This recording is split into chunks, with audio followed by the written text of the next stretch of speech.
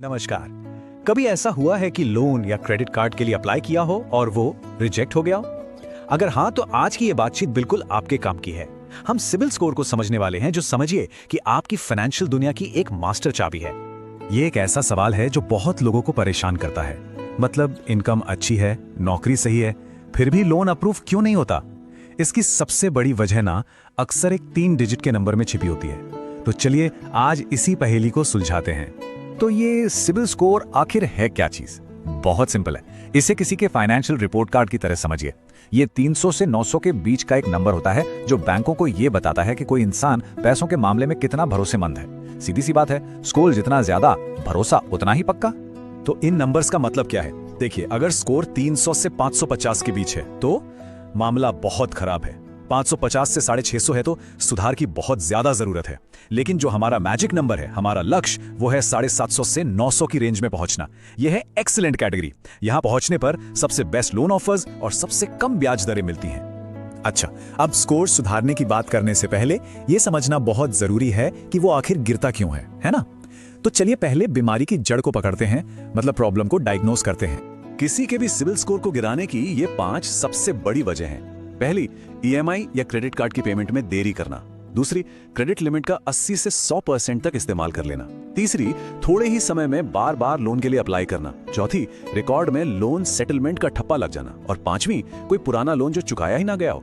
और इसका असर कितना बुरा हो सकता है, जरा ये देखिए। सिर्फ एक ईएमआई या बिल पेमेंट मिस करने से आपका स्कोर सीधा 50 से 100 पॉइंट्स तक नीचे आ सकता है। जी हाँ, बस एक छोटी सी गलती और इतना बड़ा नुकसान। तो आप समझ ही गए होंगे कि डिसिप्लिन यहाँ कितना जरूरी है। तो सॉल्यूशन क्या है? आइए अब एक 7 स्टेप रिकवरी प्लान देखते हैं। समझिए, ये आपकी फाइनेंशियल हेल्थ को पटरी पर लाने का एक पक्का नुस्खा है, एक प्रिस्क्रिप्शन है। पहला और सबसे जरूरी नियम, जिसे हम गोल्डन रूल भी कह सकते हैं, अपनी हर एक ईएमआई और हर एक बिल का पेमेंट टाइम पर करिए, हर बार, बिना एक भी दिन की देरी के। सबसे आसान तरीका है, ऑटो डेबिट सेट कर लीजिए या फिर फोन में रिमाइंडर लगा लीजिए। ये वो आदत है जिससे नजरअंदाज करना मतलब अपने पैर पर कुल्हाड़ी मारना। दूसरा और बहुत ही पावरफुल नियम है 30% का रूल। इसका सीधा सा मतलब है कि आपकी जो भी टोटल क्रेडिट लिमिट है, उसका 30% से ज्यादा कभी इस्तेमाल मत करिए। मान लीजिए लिमिट 1 लाख रुपए है, तो कोशिश करिए कि आपका खर्चा हमेशा 30,000 से नीचे ही रहे। यह बैंकों को दिखाता है कि आप क्रेडिट के भूखे नहीं हैं। तीसरा कदम एक बहुत बड़ी गलतफहमी को दूर करेगा। लोन सेटलमेंट और फुल पेमेंट में जमीन आसमान का फर्क होता है। सेटलमेंट का मतलब है कि आप पूरी रकम चुका नहीं पाए और बैंक ने कुछ डिस्काउंट दे दिया। यह आपकी रिपोर्ट पर एक नेगेटिव दाग की तरह होता है। वहीं फुल एंड फाइनल पेमेंट आपकी जिम्मेदारी को दिखाता है। तो हमेशा दूसरा ऑप्शन ही चुनिए। चलिए अब हमारे 7 स्टेप प्लान के बाकी 4 दमदार कदमों पर आते हैं। नंबर 4, एक सिक्योर्ड क्रेडिट कार्ड बनवाइए। यह किसी फिक्स डिपॉजिट के बदले मिलता है और क्रेडिट हिस्ट्री बनाने का यह एक शानदार तरीका है। नंबर 5, अपने पुराने क्रेडिट अकाउंट्स को बंद मत कीजिए। यह गलती बहुत लोग करते हैं। जितनी लंबी आपकी क्रेडिट हिस्ट्री होती है, स्कोर के लिए उतना ही अच्छा होता है। छठा पॉइंट है एक हेल्दी क्रेडिट मिक्स बनाना, मतलब सिक्योर्ड और अनसिक्योर्ड दोनों तरह के लोन का बैलेंस रखना। और 7वां और आखिरी कदम, अपनी सिबिल रिपोर्ट को नियमित रूप से चेक करते रहिए। अगर कोई गलती दिखे तो उसे तुरंत रिपोर्ट करके ठीक करवाइए। तो अब सवाल उठता है कि भैया स्कोर सुधरने में टाइम कितना लगेगा? देखिए, अगर छोटी मोटी दिक्कतें हैं तो 2-3 महीने लग सकते हैं।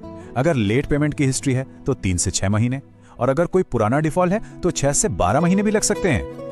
यहां पर असली कीवर्ड है लगातार। आपको लगातार अनुशासन बनाए रखना होगा। तो ये थे वो 7 कारगर कदम जिनसे सिबिल स्कोर को सुधारा जा सकता है। इस तरह की पूरी और भरोसेमंद जानकारी हमें मिली है सैग्रिक्स फाइनेंस से, जो फाइनेंशियल हेल्थ से जुड़ी सलाह के लिए एक बहुत ही अच्छा ऑनलाइन सेंटर है। सैग्रिक्स फाइनेंस की वेबसाइट पर आपको सेविंग्स अकाउंट से लेकर एसआईपी और म्यूचुअल फंड्स तक हर टॉपिक पर बहुत अच्छी जानकारी मिल जाएगी। इसके अलावा वो अपनी पॉलिसी को लेकर भी बहुत ट्रांसपेरेंट हैं, जो उन्हें एक भरोसेमंद सोर्स बनाता है। और आखिर में सैग्रिक्स फाइनेंस की ये एक लाइन जिस पूरी बातचीत का निचोड़ है, स्मार्ट बोरोवर बने, स्मार्ट डिसीजन लें। याद रखिए, एक अच्छा सिबिल स्कोर सिर्फ एक नंबर नहीं है, ये एक बेहतर और टेंशन फ्री फाइनेंशियल भविष्य की तरफ आपका पहला और सबसे मजबूत कदम है। नमस्ते। अच्छा, एक बात सोचिए, वो ऐसा कौन सा 3 अंकों का नंबर है जो किसी के लोन, क्रेडिट कार्ड और यहां तक कि घर खरीदने के सपने पर भी सीधा असर डाल सकता है? सैग्रिक्स फाइनेंस की 2026 की गाइड बताती है कि यही नंबर वो चाबी है जो फाइनेंशियल मौकों के दरवाजे खोलती है। तो चलिए आज इसी सिबिल स्कोर के राज को खोलते हैं। और इसका जवाब है सिबिल स्कोर। लेकिन रुकिए, ये सिर्फ एक नंबर नहीं है, ये तो किसी की भी फाइनेंशियल आदतों का आईना है, जो बैंकों को साफ साफ बता देता है कि उस पर भरोसा करना चाहिए या नहीं। तो ये सिबिल स्कोर आखिर है क्या? इसको ना बिल्कुल स्कूल के रिपोर्ट कार्ड की तरह समझ लीजिए। फर्क बस इतना है कि इसमें नंबर नहीं बल्कि पैसों के लेन देन का हिसाब किताब होता है। और एक बात बता दूं, इस रिपोर्ट कार्ड को बैंक बहुत बहुत सीरियसली लेते हैं। तो सिबिल स्कोर, जिसे हम क्रेडिट स्कोर भी कहते हैं, ये 300 से 900 के बीच का एक नंबर है। अब ये बनता कैसे है? ये बनता है क्रेडिट हिस्ट्री से। मतलब अब तक जितने भी लोन या क्रेडिट कार्ड लिए, उनका पेमेंट कैसे किया, बस उसी के रिकॉर्ड पर। सीधा हिसाब है, स्कोर जितना ज्यादा साख उतनी ही बेहतर। अच्छा, तो इन नंबरों का मतलब क्या निकलता है? देखिए, अगर स्कोर 750 के पार है तो समझिए कि बैंकों की नजर में वो इंसान एक स्टार परफॉर्मर है। लेकिन अगर ये 550 से भी नीचे चला गया तो ये एक बहुत बड़ी वार्निंग बेल है कि फाइनेंशियल डिसिप्लिन में सुधार की सख्त जरूरत है। और हाँ, एक बेहतरीन स्कोर रखने के फायदे भी बहुत जबरदस्त हैं। लोन जल्दी से मंजूर होता है, इंटरेस्ट रेट भी कम लगता है, और तो और क्रेडिट कार्ड पर लिमिट भी ज्यादा मिलती है।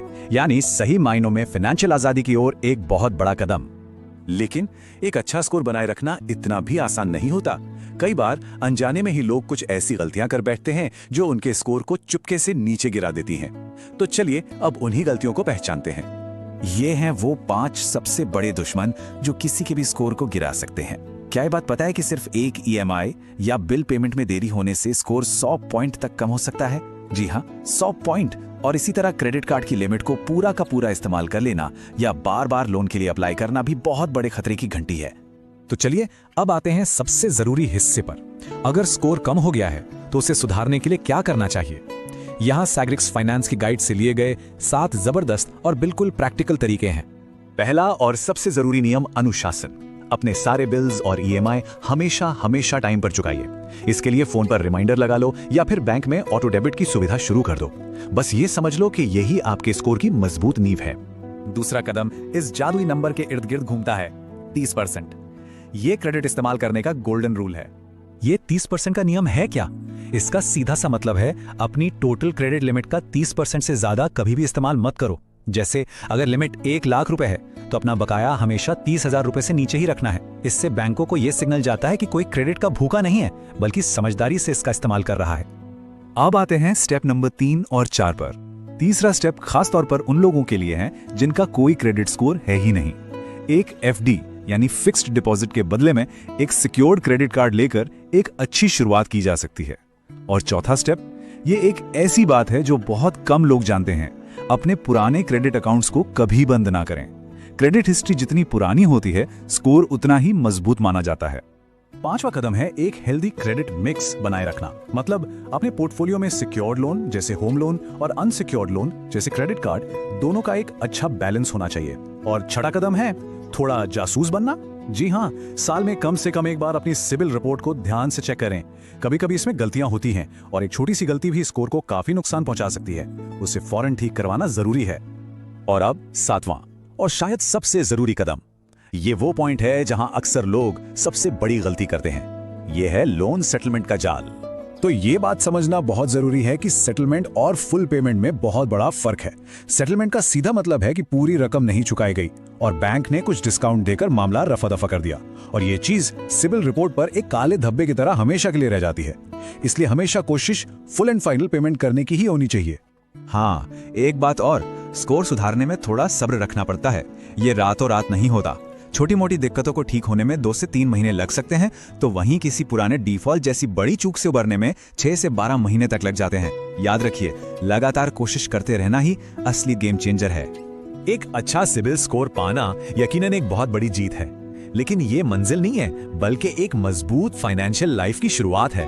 असली मजबूती तो इससे भी आगे है। सिबिल स्कोर किसी की भी फाइनेंशियल दुनिया का सेंटर पॉइंट तो है, लेकिन ये अकेला खिलाड़ी नहीं है। इसे मजबूत बनाने के साथ साथ बचत, निवेश और सुरक्षा जैसे दूसरे पिलर्स पर भी बराबर ध्यान देना होगा। एक मजबूत फाइनेंशियल फ्यूचर के लिए बचत, सही इंश्योरेंस, एसआईपी में निवेश और बजट बनाने जैसी आदतों को भी अपनाना पड़ेगा। सैग्रिक्स फाइनेंस जैसे प्लेटफॉर्म्स इन सभी टॉपिक्स पर बहुत गहरी जानकारी देते हैं, जो किसी को भी एक स्मार्ट इन्वेस्टर बनने में मदद करती है। असल में ये सभी चीजें मिलकर ही असली फाइनेंशियल सिक्योरिटी बनती हैं। तो इस पूरी चर्चा का निचोड़ क्या है? एक सीधा साधा लेकिन बहुत पावरफुल मंत्र, स्मार्ट बोरोवर बने, स्मार्ट डिसीजंस लें। यही है सैग्रिक्स फाइनेंस का मंत्र। तो देखिए, एक अच्छा सिविल स्कोर बनाना कोई रॉकेट साइंस नहीं है। ये सिर्फ अनुशासन और स्मार्ट फैसलों का खेल है। इन कदमों को आज से ही अपनी आदत बनाइए, क्योंकि अपना फाइनेंशियल फ्यूचर अपने ही हाथों में होता है। नमस्कार और स्वागत है। आज हम एक ऐसे नंबर पर बात करने वाले हैं जो किसी के भी फाइनेंशियल भविष्य के दरवाजे खोल सकता है या फिर हमेशा के लिए बंद भी कर सकता है। मैं बात कर रहा हूँ लोन रिजेक्शन की, जो बहुत ही फ्रस्ट्रेटिंग होता है। बिल्कुल, और इसीलिए आज हम सिविल स्कोर के पूरे रहस्य को समझने वाले हैं और जानेंगे कि 750 प्लस का स्कोर आखिर कैसे हासिल किया जाए। तो चलिए शुरू करते हैं। देखिए, ये वो सवाल है जो बहुत से लोगों के मन में आता है। सब कुछ ठीक लगता है, सारे पेपर्स सही होते हैं और फिर भी बैंक से जवाब आता है, सॉरी, आपका लोन अप्रूव नहीं हो सकता। अरे भाई, क्यों नहीं हो सकता, ये जानना बहुत जरूरी है। प्रिया, राहुल, उस क्यों का जवाब ना अक्सर इस एक जादुई नंबर में छिपा होता है, 750। सैग्रिक्स फाइनेंस के इस आर्टिकल के हिसाब से यही वो स्कोर है जिसे बैंक एक हेल्दी फाइनेंशियल प्रोफाइल का सबसे बड़ा संकेत मानते हैं। समझ लीजिए कि लोन और क्रेडिट कार्ड की दुनिया में ये स्कोर ही पहचाने। तो इसका मतलब ये हुआ कि असली चैलेंज इस 750 प्लस स्कोर तक पहुंचना है। एग्जैक्टली। तो चलिए सबसे पहले ये समझते हैं कि ये स्कोर है क्या, और फिर हम इस टारगेट तक पहुंचने का रास्ता भी देखेंगे। तो चलिए एकदम बेसिक से शुरू करते हैं। CIBL स्कोर 300 से 900 के बीच का एक 3 डिजिट का नंबर होता है। आसान भाषा में कहें तो ये आपकी क्रेडिट हिस्ट्री, मतलब उधार चुकाने की आदत और क्षमता को दिखाता है। बैंक इसे किसी भी व्यक्ति की फाइनेंशियल जिम्मेदारी का रिपोर्ट कार्ड मानते हैं। अब देखिए, यहाँ इंटरेस्टिंग बात यह है कि हर स्कोर रेंज का एक मतलब होता है। 750 से 900 को एक्सेलेंट माना जाता है, मतलब लोन मिलना लगभग तय है। 650 से 750 ठीक ठाक है, पर और बेहतर हो सकता है। और 650 से नीचे, इसका मतलब है कि सुधार की बहुत बहुत ज्यादा जरूरत है। इसीलिए हमारा टारगेट 750 प्लस है। ठीक है, ये 750 प्लस का टारगेट तो समझ आ गया, लेकिन मेरा सवाल ये है कि अक्सर लोगों का स्कोर अचानक से गिर क्यों जाता है? चलिए उन आम गलतियों को समझते हैं जिनकी वजह से स्कोर नीचे आ जाता है। ये बहुत ही अच्छा सवाल है। सैग्रिक्स फाइनेंस के आर्टिकल में इसके 5 मुख्य कारण बताए गए हैं। पहला, EMI या क्रेडिट कार्ड पेमेंट में देरी करना। दूसरा, क्रेडिट लिमिट का बहुत ज्यादा, मतलब 80 से 100% तक इस्तेमाल करना। तीसरा, बार बार लोन के लिए इंक्वायरी करना। चौथा, लोन का सेटलमेंट करना। और पांचवा, कोई पुराना डिफॉल्ट होना। ये 5 एक अच्छे क्रेडिट स्कोर के सबसे बड़े दुश्मन हैं।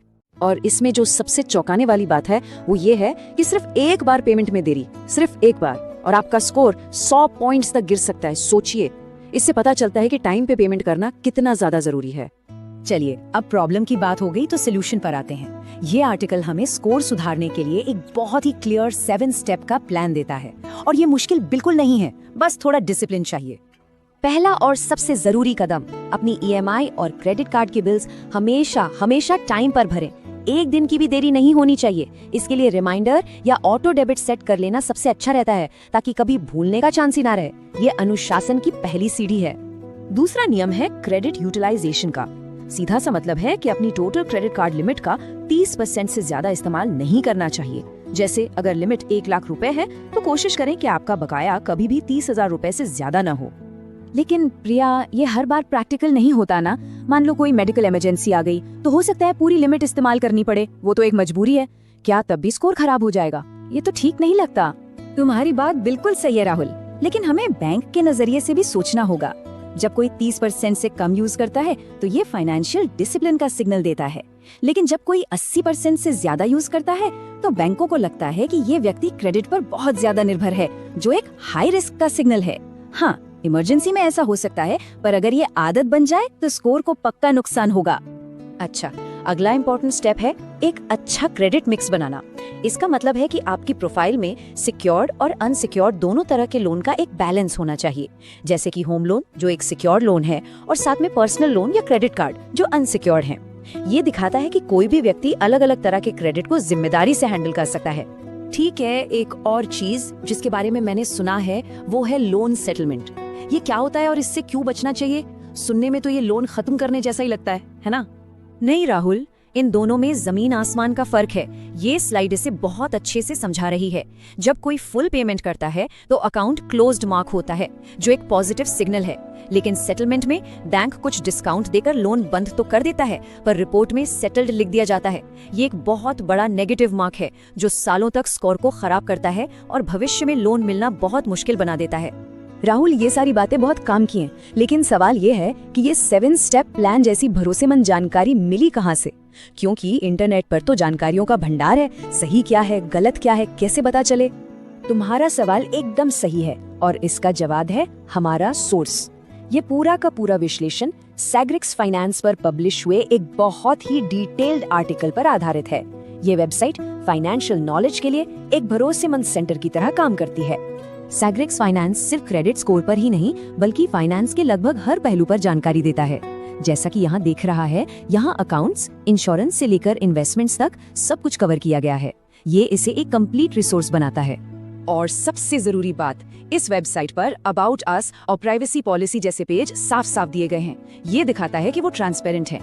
फाइनेंशियल सलाह लेते वक्त ये जानना बहुत जरूरी होता है कि जानकारी कौन दे रहा है और उन पर भरोसा क्यों किया जा सकता है। तो अब जब हम ये जान गए हैं कि क्या करना है और भरोसेमंद जानकारी कहाँ से लेनी है, तो चलिए अब आगे के रास्ते पर फोकस करते हैं। हाँ, मेरा मतलब यह है कि स्कोर को सुधारने में असल में टाइम कितना लगता है।